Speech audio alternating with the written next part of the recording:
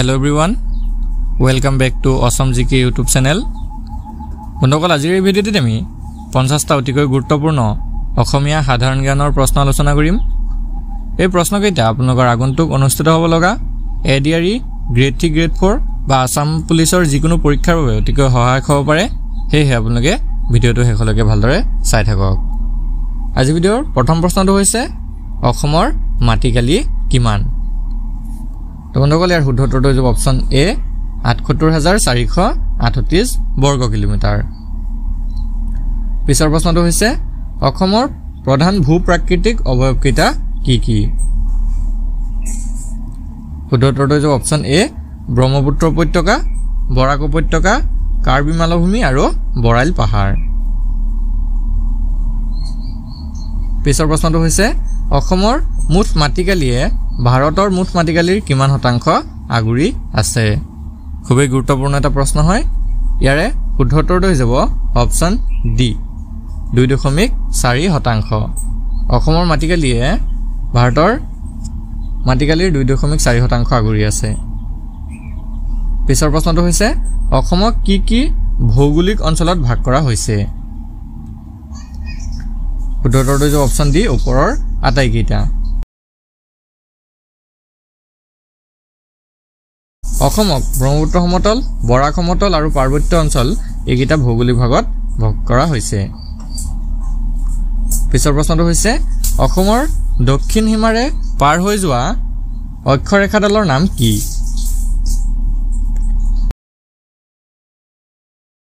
ইয়াৰ শুদ্ধ উত্তৰটো হৈছে অপচন বি কৰ্কটক্ৰান্তি ৰেখা। পিছৰ প্ৰশ্নটো হৈছে সমুদ্ৰ পৃষ্ঠৰ পৰা অসমৰ গড় উচ্চতা কিমান? ইয়াৰ শুদ্ধ উত্তৰটো অপচন এ ৭৯.৫ মিটাৰ। নেক্সট প্ৰশ্নটো হৈছে গুৱাহাটীৰ অক্ষাংশ কিমান? খুবেই গুৰুত্বপূৰ্ণ এটা প্ৰশ্ন হয়। শুদ্ধ উত্তৰটো অপচন বি 26°11' উত্তৰ। নেক্সট প্ৰশ্নটো হৈছে তলৰ কোনখন ৰাজ্যৰ চাৰিসীমা আটাইতকৈ বেছি সংখ্যক ৰাজ্যৰ সৈতে নিৰ্ধাৰিত কৰিছে? ইয়াৰ শুদ্ধ উত্তৰটো অপচন চি অসম। অসমৰ চাৰিসীমা আটাইতকৈ বেছি সংখ্যক ৰাজ্যৰ সৈতে ভাগ বতৰা কৰিছে। পিছৰ প্ৰশ্নটো হৈছে অসম ৰাজ্যখন ইয়াৰ পশ্চিম দিশৰ ঠেক ভূখণ্ডৰ দ্বাৰা দেশৰ সৈতে ভাৰতৰ ভূখণ্ডৰ লগত সংলগ্ন হৈ আছে।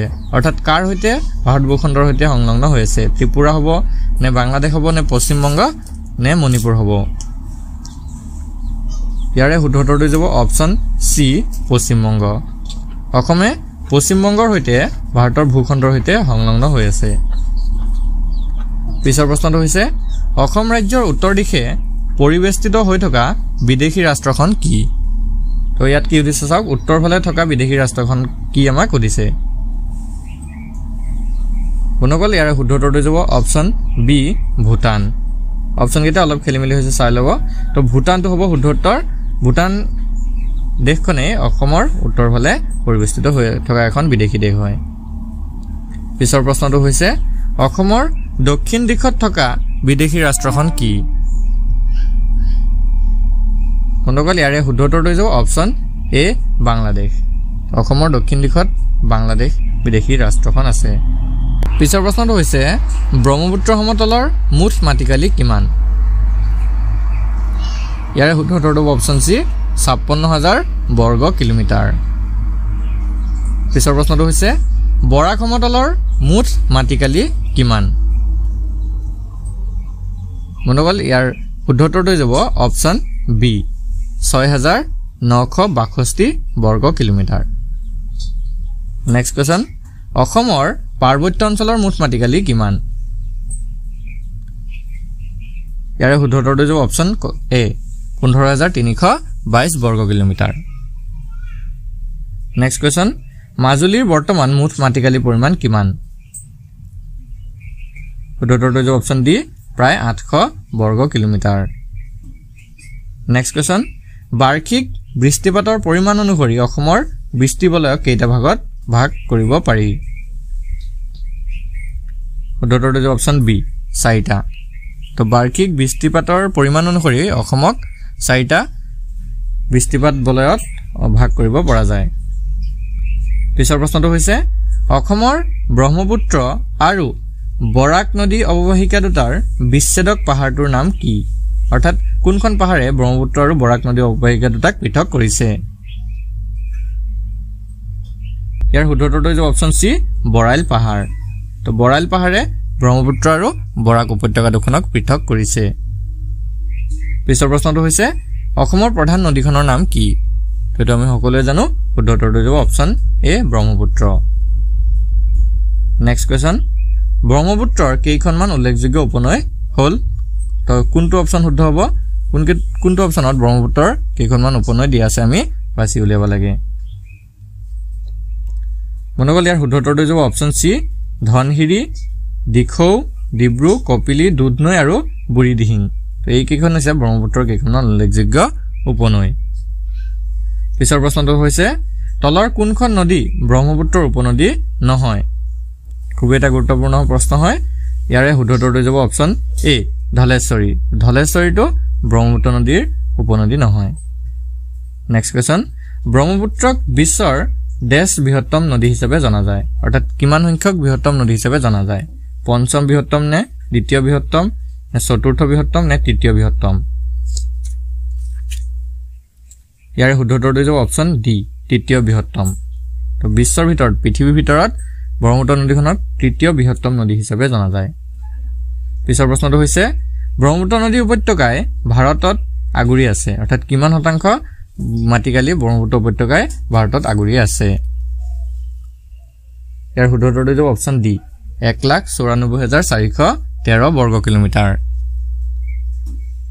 পিছৰ প্ৰশ্নটো হৈছে অসমৰ হুমাজেদি বৈ যোৱা মহাবাহু ব্ৰহ্মপুত্ৰ নদীৰ সৰ্বমুঠ দৈৰ্ঘ্য কিমান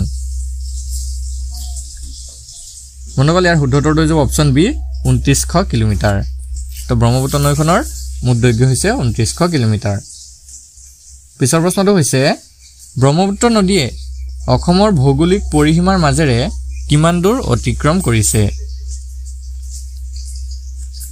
ইয়াৰে শুদ্ধটো হৈছে অপচন এ প্ৰায় 650 কিলোমিটাৰ ব্ৰহ্মপুত্ৰ নদীয়ে অসমৰ ভৌগোলিক পৰিসীমাৰ মাজেৰে প্ৰায় 650 কিলোমিটাৰ অতিক্ৰম কৰিছে পিছৰ প্ৰশ্নটো হৈছে ব্ৰহ্মপুত্ৰক বাংলাদেশত কি নামেৰে জনা যায় মনগল ইয়াৰ শুদ্ধটো অপচন বি যমুনা তো ব্ৰহ্মপুত্ৰ নদীখনক বাংলাদেশত যমুনা নামেৰে জনা যায় পিছৰ প্ৰশ্নটো হৈছে অসমৰ আন এখন বৃহৎ নদী বৰাকৰ মুঠ দৈৰ্ঘ্য কিমান শুদ্ধটো অপচন বি প্ৰায় 900 কিলোমিটাৰ তো বৰাক নদীখন অসমৰ এখন বৃহৎ নদী হয় ইয়াৰ মুঠ দৈৰ্ঘ্যটো হৈছে 900 কিলোমিটাৰ প্ৰায় 900 কিলোমিটাৰ পিছৰ প্ৰশ্নটো হৈছে বৰাকৰ কেইখনমান উল্লেখযোগ্য উপনৈ হল তো অপচন কোনটো বৰাকৰ কেইখনমান উল্লেখযোগ্য উপনৈ দি থৈছে চাওক ইয়াৰে শুদ্ধটো হৈছে অপচন ডি জাতিংগা লাবাং চিচি দীক্ষা ধুনাই হিংলা এই কেইখন হৈছে বৰাক নদীৰ কেইখনমান উল্লেখযোগ্য উপনদী পিছৰ প্ৰশ্নটো হৈছে অসমৰ ভৌগোলিক সীমাৰ ভিতৰত বৰাক নদীয়ে কিমান দূৰত্ব অতিক্ৰম কৰিছে ইয়াৰে শুদ্ধটো হৈছে অপচন সি প্ৰায় 225 কিলোমিটাৰ পিছৰ প্ৰশ্নটো হৈছে অসমৰ ভৌগোলিক সীমা অতিক্ৰম কৰাৰ পিছত ব্ৰহ্মপুত্ৰ নামনি অসমত তিনিটা নামেৰে নামাঙ্কিত হৈছে তলৰ কোনটো নাম এই তিনিটাৰ ভিতৰত নহয় ইয়াৰ শুদ্ধটো হৈছে অপচন ডি চাংপু তো অসমৰ ভৌগোলিক সীমা অতিক্ৰম কৰাৰ পিছত ব্ৰহ্মপুত্ৰই যমুনা পদ্মা আৰু মেঘনা এই তিনিটা নামেৰে নামাঙ্কিত হৈছে কিন্তু চাংপু নামেৰে নামাঙ্কিত হোৱা নাই নেক্সট প্ৰশ্নটো হৈছে অসমৰ সৰ্বোচ্চ পাহাৰ শ্ৰেণীৰ নাম কি ইয়াৰ শুদ্ধটো অপচন সি বৰাইল পাহাৰ অসমৰ আটাইতকৈ ওখত থকা পাহাৰটো হৈছে বৰাইল পাহাৰ পিছৰ প্ৰশ্নটো হৈছে উত্তৰ কাছাৰ পাৰ্বত্য জিলাক দ্বিখণ্ডিত কৰা পাহাৰলানি কি ইয়াৰে শুদ্ধটো হৈছে অপচন বি বৰাইল পাহাৰ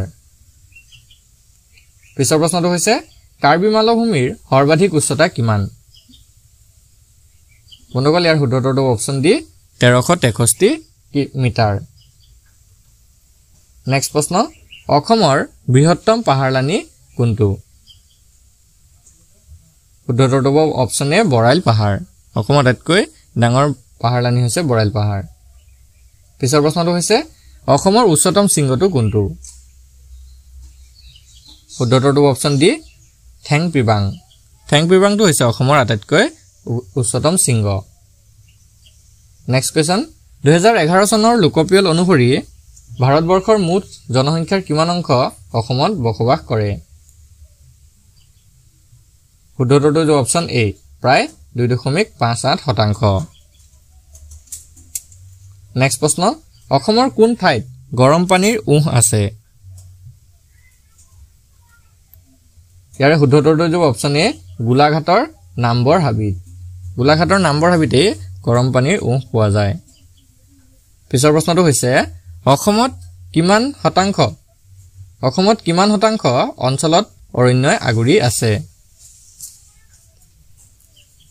শুদ্ধটো অপচন এ 34.21% নেক্সট কোৱেশ্চন অসমত বৰ্তমান কিমানখন ৰাষ্ট্ৰীয় উদ্যান আছে অতিকৈ গুৰুত্বপূৰ্ণ এটা প্ৰশ্ন হয় ইয়াৰে শুদ্ধটো অপচন ডি 7খন বৰ্তমান অসমত 7খন ৰাষ্ট্ৰীয় উদ্যান আছে নেক্সট প্ৰশ্ন বিশ্ব ঐতিহ্য স্থানৰ অন্তৰ্গত অসমৰ ৰাষ্ট্ৰীয় উদ্যান কেইখন হ'ল তো অসমৰ কোন কেইখন ৰাষ্ট্ৰীয় উদ্যান বিশ্ব ঐতিহ্য ক্ষেত্ৰৰ অন্তৰ্গত হয় অনুকল ইয়াৰ শুদ্ধটো অপচন এ কাজিৰঙা আৰু মানাহ ৰাষ্ট্ৰীয় উদ্যান কাজিৰঙা আৰু মানাহ ৰাষ্ট্ৰীয় উদ্যান এই দুইখনে ইউনেস্কোৰ ৱৰ্ল্ড হেৰিটেজ সাইটৰ অন্তৰ্ভুক্ত হয় ইয়াৰ লগতে মনত ৰাখিব অসমৰ মৈদামসমূহ এতিয়া ইউনেস্কোৰ ৱৰ্ল্ড হেৰিটেজ সাইট হিচাপে অন্তৰ্ভুক্ত কৰা হৈছে খালি হেতু কালচাৰেল শ্ৰেণীত অন্তৰ্ভুক্ত কৰা হৈছে বাকি কাজিৰঙা আৰু মানাহ ৰাষ্ট্ৰীয় উদ্যান এই দুখন নেচাৰেল শ্ৰেণীত অন্তৰ্ভুক্ত হয় পিছৰ প্ৰশ্নটো হৈছে কাজিৰঙা ৰাষ্ট্ৰীয় উদ্যানৰ মাজেৰে বৈ যোৱা নৈকেইখন কোনখন ইয়াৰ শুদ্ধটো অপচন বি ব্ৰহ্মপুত্ৰ ডিফলু মৰা ডিফলু আৰু মৰা ধনহিৰি তো এই কেইখন নদী কাজিৰঙা ৰাষ্ট্ৰীয় উদ্যানৰ মাজেৰে বৈ গৈছে পিছৰ প্ৰশ্নটো হৈছে কাজিৰঙা ৰাষ্ট্ৰীয় উদ্যান বিশেষকৈ কিহৰ বাবে বিখ্যাত এটো আমি সকলোৱে জানো ইয়াৰে শুদ্ধটো যাব অপচন সি এটা খৰ্গযুক্ত গড় এক হিঙীয়া গড় বা এটা খৰ্গযুক্ত গড়ৰ বাবে কাজিৰঙা ৰাষ্ট্ৰীয় উদ্যানখন বিখ্যাত পিছৰ প্ৰশ্নটো হৈছে কাজিৰঙা ৰাষ্ট্ৰীয় উদ্যানৰ অন্তৰ্গত মাটিকালিৰ পৰিমাণ কিমান ইয়াৰ শুদ্ধটো যাব অপচন ডি 858.98 বৰ্গ কিলোমিটাৰ অৰ্থাৎ 858.98 বৰ্গ কিলোমিটাৰ পিছৰ প্ৰশ্নটো হৈছে ডিব্ৰু-চৈখোৱাৰ বৰ্তমান আয়তন কিমান ইয়াৰ শুদ্ধটো যাব অপচন এ 340 বৰ্গ কিলোমিটাৰ পিছৰ প্ৰশ্নটো হৈছে দেওহাঁহৰ বাবে অসমৰ কোনখন ৰাষ্ট্ৰীয় উদ্যান প্ৰসিদ্ধ অনুকল ইয়াৰ শুদ্ধটো যাব অপচন এ ডিব্ৰু-চৈখোৱা তো ডিব্ৰু-চৈখোৱা ৰাষ্ট্ৰীয় উদ্যানখন দেওহাঁহৰ বাবে বিখ্যাত আৰু দেওহাঁহ হৈছে অসমৰ জাতীয় পক্ষী হেতু আপোনালোকে মনত ৰাখি ল'ব পিছৰ প্ৰশ্নটো হৈছে বাঘৰ সংৰক্ষিত অঞ্চলসমূহ চিনাক্ত কৰা অৰ্থাৎ কোনকেইখন বাঘ সংৰক্ষিত অঞ্চল বা অঞ্চল হয় শুদ্ধটো অপচন সি ডিব্ৰু-চৈখোৱা আৰু ওৰাং আৰু মানাহ ডিব্ৰু-চৈখোৱা ওৰাং আৰু মানাহ এই কেইখন হৈছে বাঘ সংৰক্ষিত অঞ্চল নেক্সট প্ৰশ্ন তলৰ কোনটো বৈশিষ্ট্য বা উপাদানে ব্ৰহ্মপুত্ৰ নদীৰ সৈতে গংগা নদীৰ পাৰ্থক্য বহন কৰিছে শুদ্ধটো অপচন ডি বহল আৰু বিস্তৃত ধাৰ তো ব্ৰহ্মপুত্ৰ নদীৰ সৈতে গংগা নদীৰ পাৰ্থক্য কিহে বহন কৰিছে বহল আৰু বিস্তৃত ধাৰে পিছৰ প্ৰশ্নটো হৈছে অসমৰ বাঘ্য প্ৰকল্প থকা অভয়াৰণ্যখন হৈছে তো অসমৰ কোনখন অভয়াৰণ্য বাঘ্য প্ৰকল্প আছে